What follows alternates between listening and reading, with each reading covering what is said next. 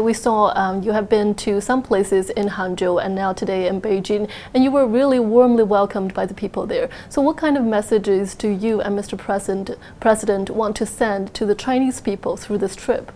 First of all, as you said, the warmth of welcome we've received in every place we visited has left a special mark in our hearts, and these are memories that we will cherish and take home with us when we fly back to Syria tomorrow.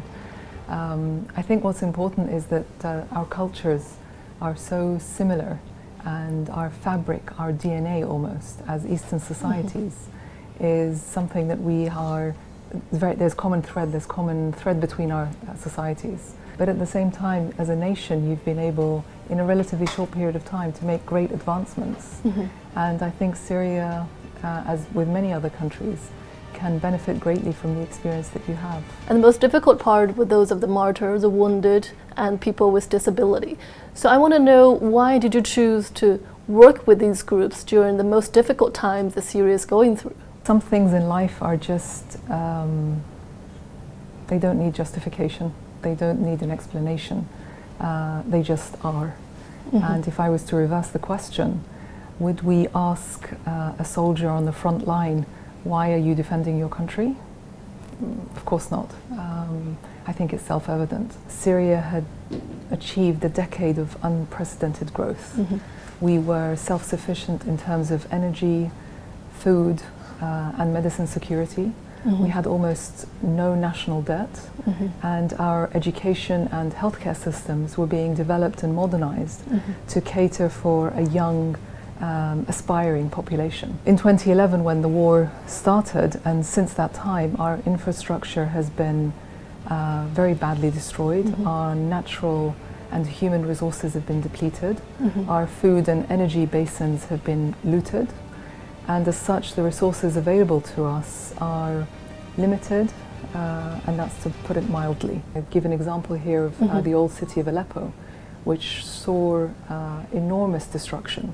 What we have started to do, and there has been quite significant success, is not just rebuild the old city in terms of the structures, the shops, or the trade and the commerce.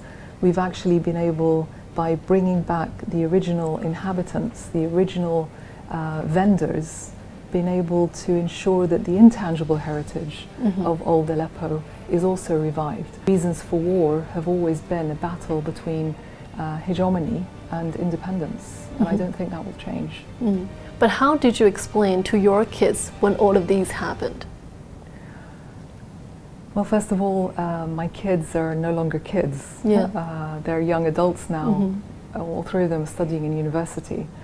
But like their entire generation, most of their childhood was lived in a time of war.